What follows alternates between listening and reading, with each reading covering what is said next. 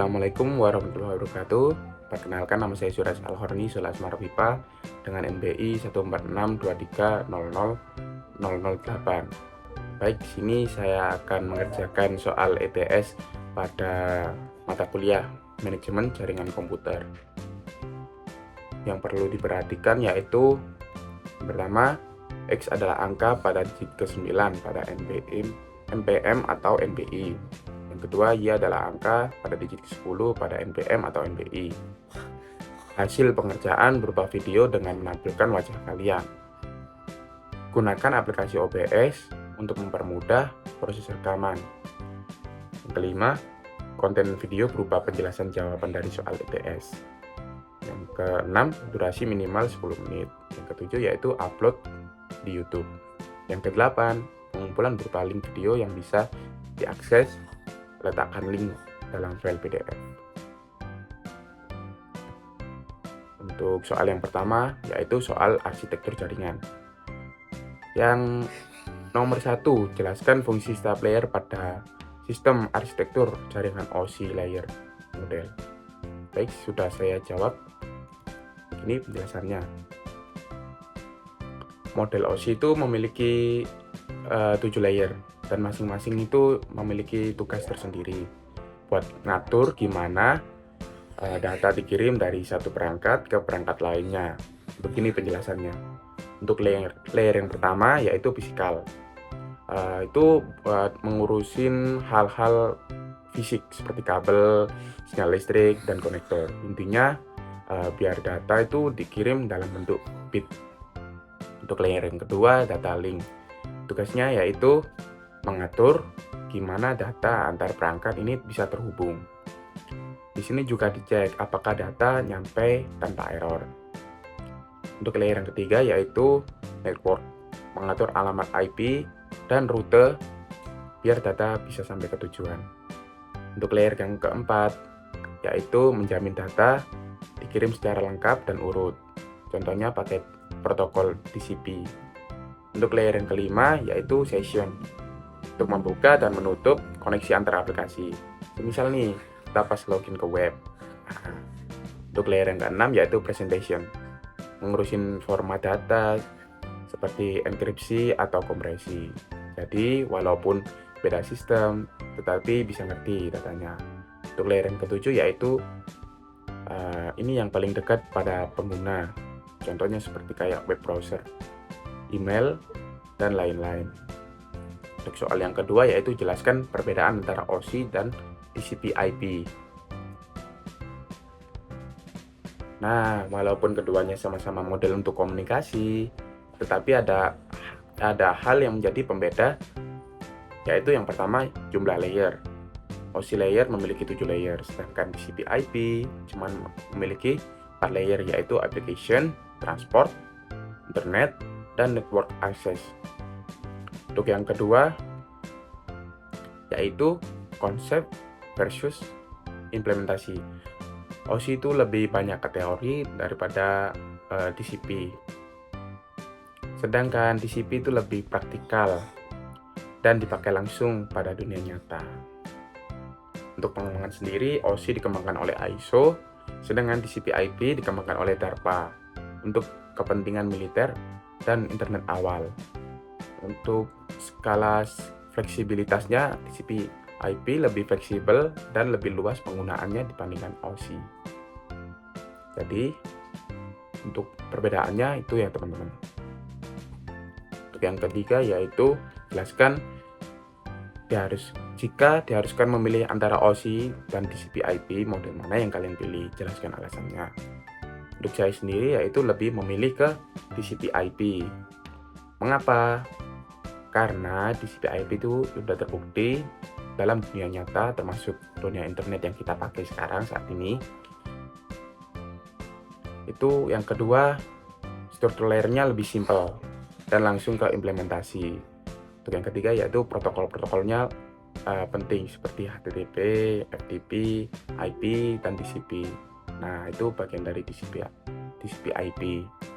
Tetapi OSI juga itu penting buat belajar dalam konsep awalnya. Jadi walaupun di praktik di praktek kita pakai TCP IP, OSI tetap bantu banget buat paham gimana jaringan itu kerja dari dasar. Untuk yang soal kedua yaitu soal subnetting. Soal pertama yaitu Anda diberi alamat jaringan 192.168.y/0/24. Sebutkan berapa jumlah network host serta rentang IP untuk host. Baik, saya akan jawab yaitu untuk yang pertama sendiri, X kan pada NBI saya itu 0.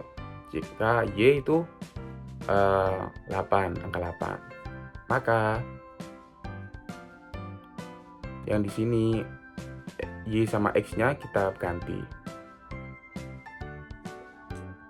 Untuk prefixnya per 24 itu berarti 8 bit terakhir untuk host. Jumlah per host subnettingnya 2 pangkat 8 dikurangi 2 yaitu 258 host. Dikurangin 2 karena itu satu network untuk network address dan satu untuk broadcast. Itu yang kedua yaitu jumlah network tergantung dari subnettingnya. Karena belum disubnet lagi berarti hanya satu network.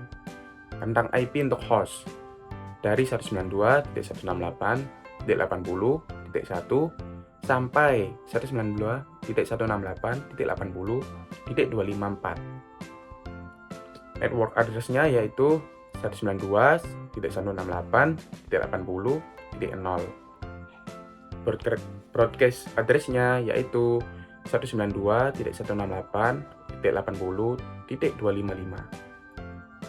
Untuk soal yang kedua yaitu Anda diberi alamat 172.168.0.0/16. Jika dibutuhkan sejumlah X1 subnet, subnet/16 harus dirubah menjadi subnet apa?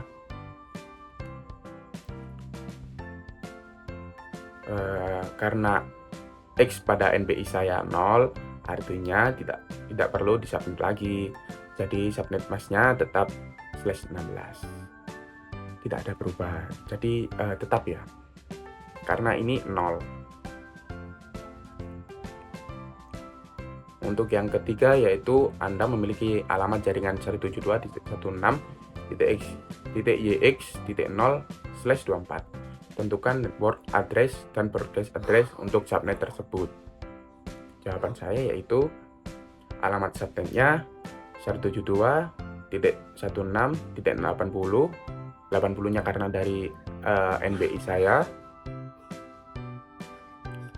0/24. Untuk network address-nya berarti 172.16.80.0. Broadcast address-nya sendiri berapa? Kita bisa lihat yaitu 172.16.80.255.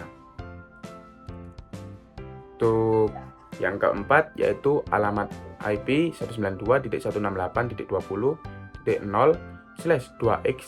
Berapakah jumlah host yang tersedia per subnet? Baik, jadi untuk prefix per 0-nya yaitu artinya tidak ada bit untuk network. Karena X pada NBI saya yaitu 0, sini 0. Berapakah jumlah host yang tersedia pada berarti semua 32 bit adalah host. Jumlah hostnya, cara menghitungnya yaitu 2 pangkat 32 dikurangi 2. Jadi untuk hasilnya sendiri yaitu 4.294.967.294 host. Berarti jumlah maksimum host dalam satu jaringan IPv4 praktisnya tidak mungkin dipakai karena terlalu besar atau terlalu banyak. Baik, sekian dari saya penjelasan untuk ETS manajemen jaringan komputer.